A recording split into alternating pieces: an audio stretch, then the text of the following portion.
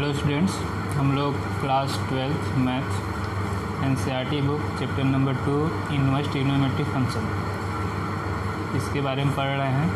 और अभी तक हमने इसके बेसिक कॉन्सेप्ट को प्रीवियस वीडियोज में पढ़ चुके हैं, समझ चुके हैं, ग्राफ वगैरह ड्रॉ किए हैं।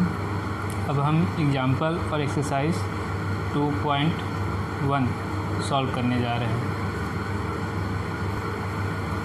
जैसा कि मैंने पहले बताया है कि इसके प्रिंसिपल ब्रांच या प्रिंसिपल वैल्यू ब्रांच या प्रिंसिपल ब्रांच के रेंज में जो इनवर्स ट्रिग्नोमेट्रिक फंक्शन की वैल्यू होगी उस वैल्यू को प्रिंसिपल वैल्यू बोला जाएगा इनवर्स ट्रिग्नोमेट्रिक फंक्शन को।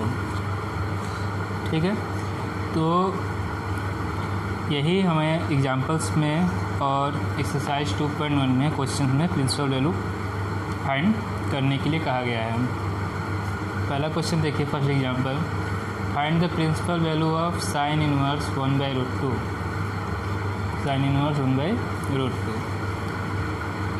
क्या बात फाइंड करनी है? Principal value. तो जो भी टेबल हमने पढ़ा, सभी इनवर्स ट्रिग्नोमेट्रिक फंक्शन का डोमेन और principal branch, principal value branch या प्रिंसिपल ब्रांच हमें अच्छे से याद होनी चाहिए, मालूम होनी चाहिए। ठीक है, तो साइन इनवर्स का प्रिंसिपल वैल्यू ब्रांच कितना है? क्लोज इंटरवल होगा ये, क्लोज इंटरवल -π/2 to π/2। इसके रेंज में लाई करना चाहिए। तो इसके लिए स्टेप क्या है? आप साइन इनवर्स 1/√2 को इक्वल टू y मान लीजिए, कुछ भी मान सकते हैं, थीटा मान सकते हैं। ठीक है, वहाँ से ट्रिग्नोमेट्रिक फंक्शन में कन्वर्ट कर लीजिए इसे। Sine y equal to 1/√2, sine y equal to 1/√2। ठीक है, अब ये 1/√2 y की वह वैल्यू लेंगे।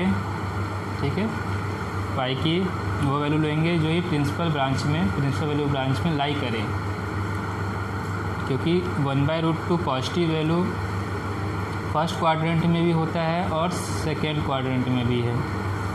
π/4 के लिए भी है। π/4 की जो डिग्री में इसकी वैल्यू है 45 डिग्री, और 135 डिग्री के लिए भी इसकी वैल्यू 1/√2। तो हमें 135 नहीं लेना है, हमें सिर्फ इस रेंज में जो वैल्यू आता है वही कंसिडर करना है।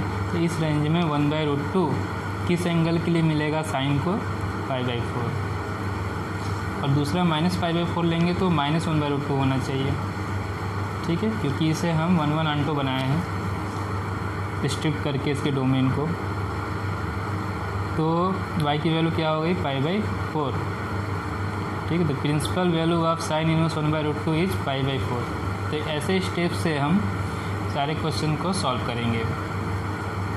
ठीक है, तो इसके लिए हमें क्या मालूम होना चाहिए? सभी का प्रिंसिपल वैल्यू ब्रांच या principal branch, principal value branch. अब आते हैं प्रिंसिपल वैल्यू कॉट इनवर्स -1/√3। ठीक, तो इसका प्रिंसिपल वैल्यू ब्रांच है, प्रिंसिपल ब्रांच क्या है? क्या है इसका? ये आप कल टेबल पढ़ाया है। कॉट इनवर्स का क्या है? 0 to π, open interval 0 to π, open interval 0 to π। ठीक है, तो इसकी वैल्यू 0 to π में क्या होनी चाहिए? लाई करनी चाहिए। तो सबसे पहला स्टेप क्या है? इसे y या थीटा कंसिडर कर लीजिए। तो cot y इक्वल टू -1/√3, -1/√3 ये निगेटिव आ रही है, और cot की निगेटिव वैल्यू सेकेंड क्वाड्रेंट में 0 से π/2 में नहीं होगा। इसकी वैल्यू टोटल इंटरवल तो 0 से π है, प्रिंसिपल वैल्यू ब्रांच। तो 0 से π फर्स्ट क्वाड्रेंट तो है नहीं, ये सेकेंड क्वाड्रेंट में, मतलब π/2 से π के बीच में लाई करेगा ये। ठीक है, इसको देखिए कैसे कन्वर्ट किया गया है सेकेंड क्वाड्रेंट में, 90 से 180 में कैसे कन्वर्ट किया गया है, इस पर ध्यान दीजिए। ठीक, 1/√3 किसकी वैल्यू है? 60 डिग्री की, π/3 कॉट π/3। ठीक है, इसको π/3 को सेकेंड कोऑर्डिनेट में 90 से 180 में कन्वर्ट करना है, वहाँ पे लाई कराना है। तो कैसे होगा? π - π/3, π - π/3 करेंगे cot 180 minus theta that is minus cot theta, separate कर लेंगे 2π/3 मीन्स 120 डिग्री आ गया। इसका प्रिंसिपल वैल्यू ब्रांच में लाई कर रहा है ये 0 से पाई में, ठीक है। तो range of principal value branch is 0 to pi, तो ये सही आंसर है। Cot 2π/3 equal to -1/√3। तो principal value of cot inverse -1/√3 is 2π/3।